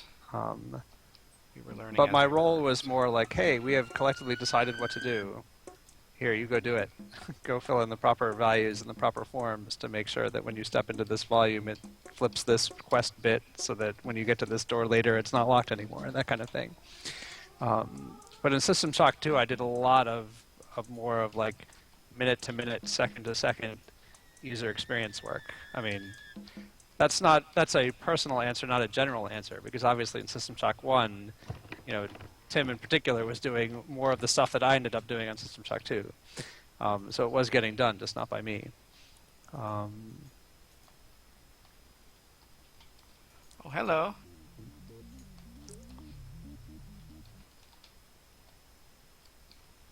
Oh, look, I get my targeting wear upgraded enough to the point where I can see reticles and stuff on guys. I'm told that your shield is off. Thank you.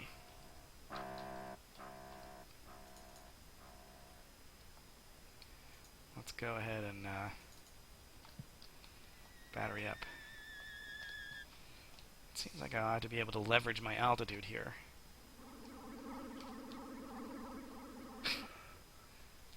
Stop running under the bridge.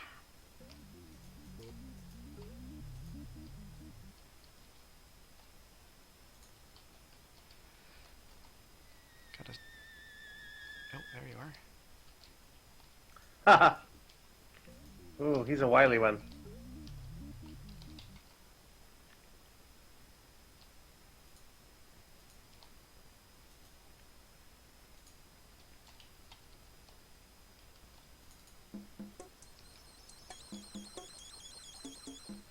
Oh!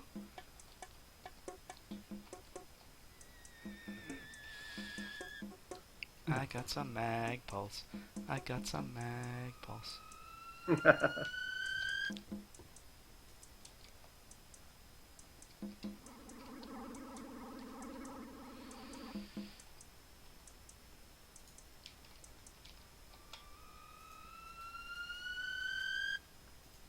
Oops. Oh.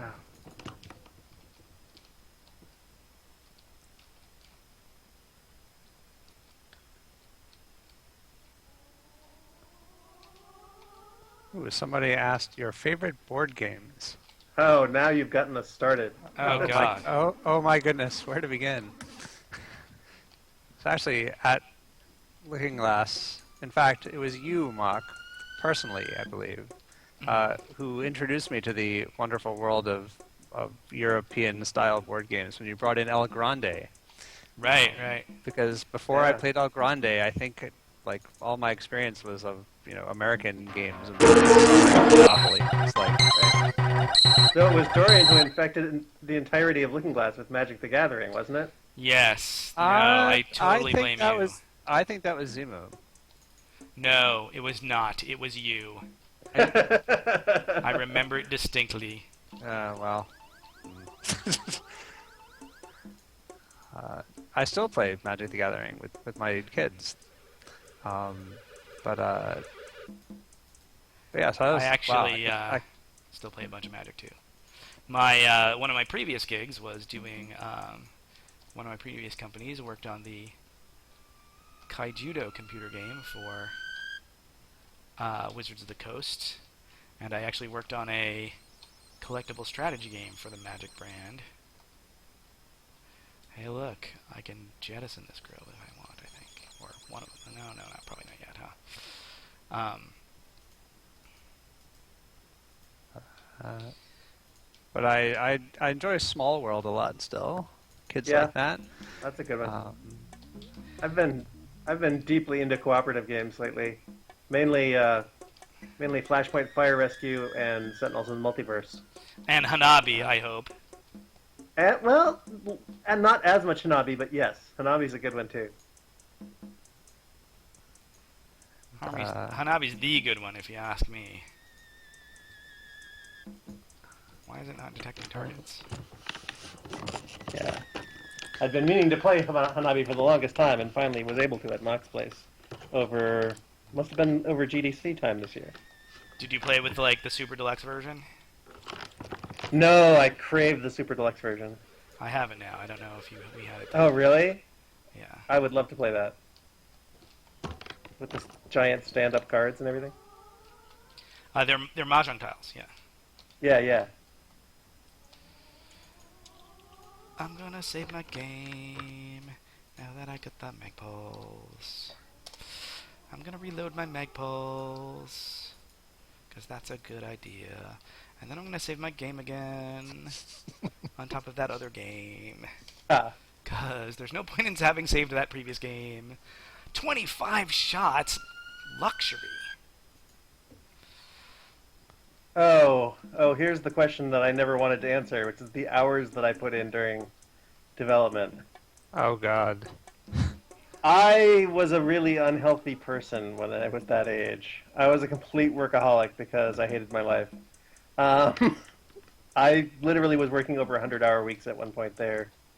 As I recall, like I first met Sarah Varelli when I frightened the bejesus out of her by waking up under my desk one morning in class. It was not pretty. The age in question must have been about 25.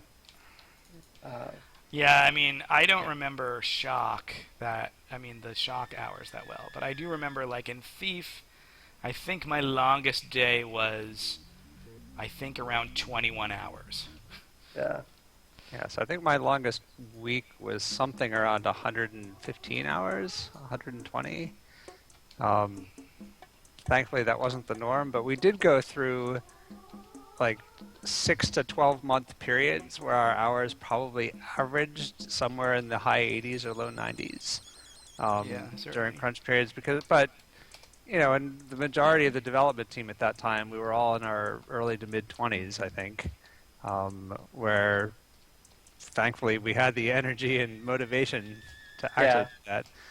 And I will say, like, for all that I really, I wouldn't do that at this point in my life, and I recognize it as unhealthy. Like, I really, really enjoyed working like a dog on this game. Yes. Ion rifle. But it's, recently, like when I left Irrational Games, it was because, in large part because the BioShock Infinite crunch was clearly inevitable in the future. And what I could tolerate and enjoy as a 24-year-old was not something I could tolerate and enjoy as a 40-year-old with a family and young children who I would miss a year of their lives of. So that was certainly a factor in it. But I highly recommend that anyone in their early to mid-20s who has the opportunity should definitely crunch on a game for 100 hours a week for a few weeks. For some period of time, yeah. I mean, that's a serious, not a sarcastic, or is that? No, I think that's like I think you should have your eyes open while you're doing it and understand that it's not a healthy long-term lifestyle. But in terms of like experiences that shaped my life and that I'm happy to have had, like I don't regret working 90-hour weeks for months at a time on these video games. No, I just on had System Shock, I loved it. It was like a giant game jam for me at that time. Right. I mean, Thief it was wasn't kind of a like death we were march. on this death march, and it wasn't like we were being told, you've got to meet this schedule, and so you gotta, it's work like a dog or get fired. Although that was a jokey. I still have that T-shirt. Yeah, we made jokey T-shirts that said "work like a dog or be fired." I think that it really was like we really wanted to make these games, and we were really dedicated to it, and there was just no two ways about it. Yeah, someone asked on the chat explicitly, do you think System Shock could have been what it is without putting in the long hours? And I assume you guys are all saying no, like that was the only way that was going to happen. Probably not. Probably not. I mean, there's just so much like there's so many of these like little things that like were never in the spec that people sort of put in as their own personal projects. right. I mean, Like the Starfield that we talked about. right. And Yeah. I guess it's a question And of all of the Game Pig games, and lots of like the little ambushes and dirty tricks that Shodan pulls, like were just a result of like obsessively playing the game and crafting those moments.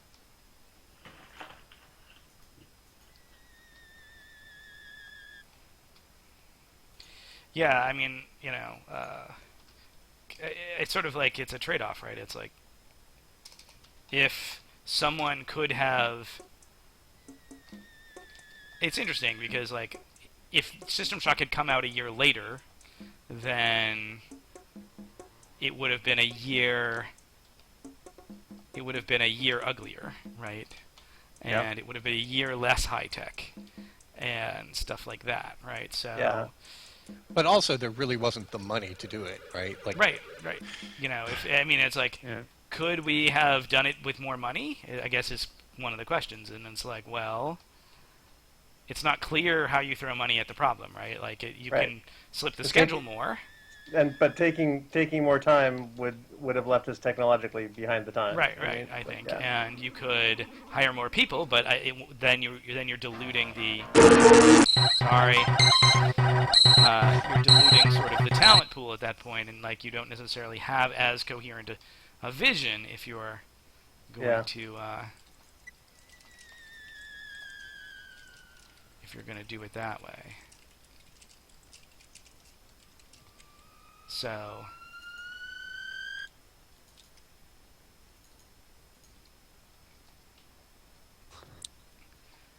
it's like sort of it's one of those fast, cheap, good, pick two kind of things, except it's really like pick one.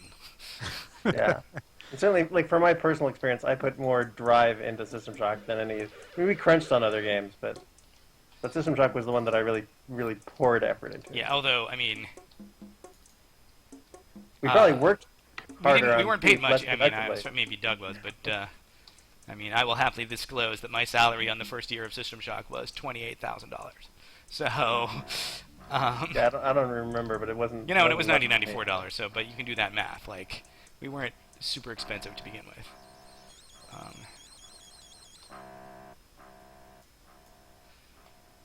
But it's not like you give us more money and then suddenly we are that much more productive. Yeah, I mean, and it's very situational, right? It's possible to have a really awful experience with working long hours, where the long hours themselves are not even productive, and everyone's morale is just crushed, right? And on the complete other end of the spectrum, right? It's possible for people to just like really be like so incredibly, insanely committed to something that. Right. I mean, for us, it was like I felt like we were at game development camp. It was just like we were young. We like slept under our desks or in the designated sleeping cubicles that had futons in them. Yeah. We were. I like that contoured futon. I slept a lot of nights. Yeah. Oh, yeah. Oh my God. Yeah, that was The quite smell of that thing after many years was a little bit bracing, but. Yeah, but even in the best cases, like that's not sustainable, really, right? Right. So, but you know what? Yeah. Life is not sustainable. Yeah. I sustained that, I guess, for about 18 years. yeah, And then that was enough.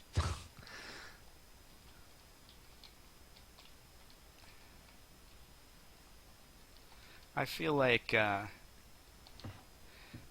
this is a trap.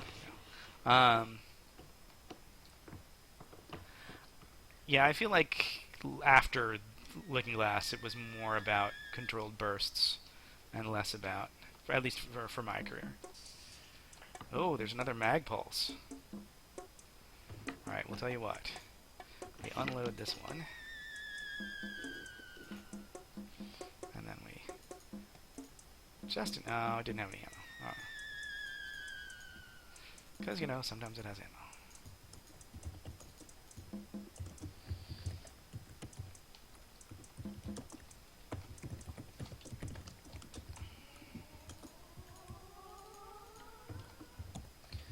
But, you know, by all means, do a game jam.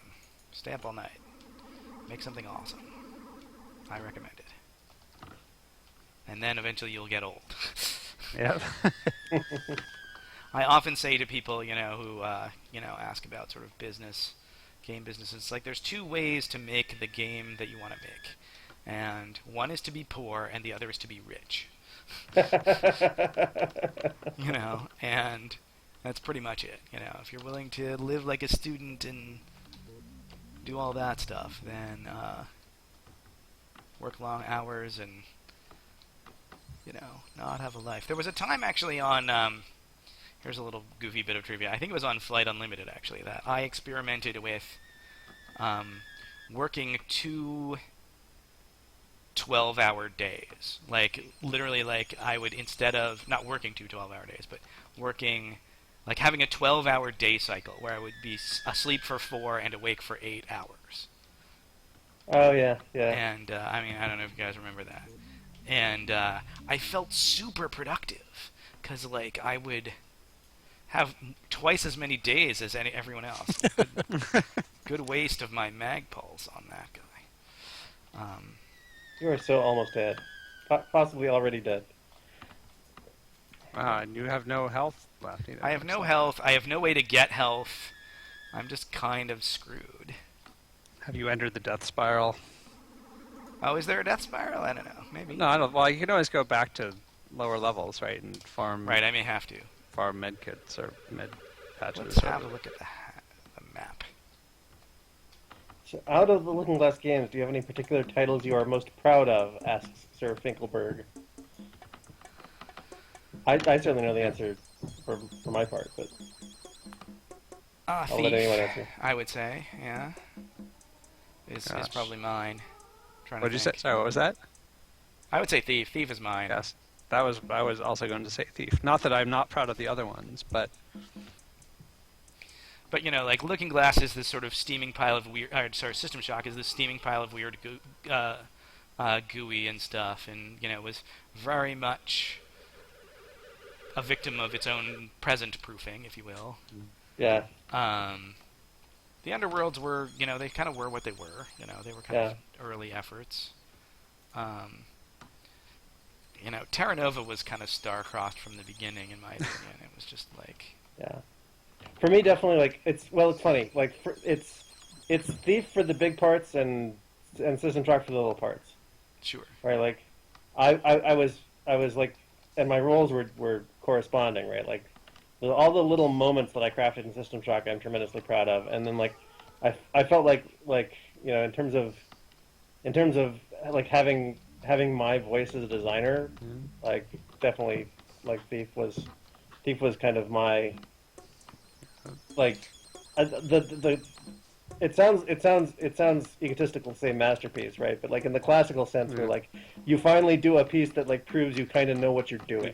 Right. Also, with Thief, I felt like by the end, like, we had actually successfully, like, created an archetype of games. Like, we had made a genre that was going to last. Yeah. And which turned out to be true to a large extent.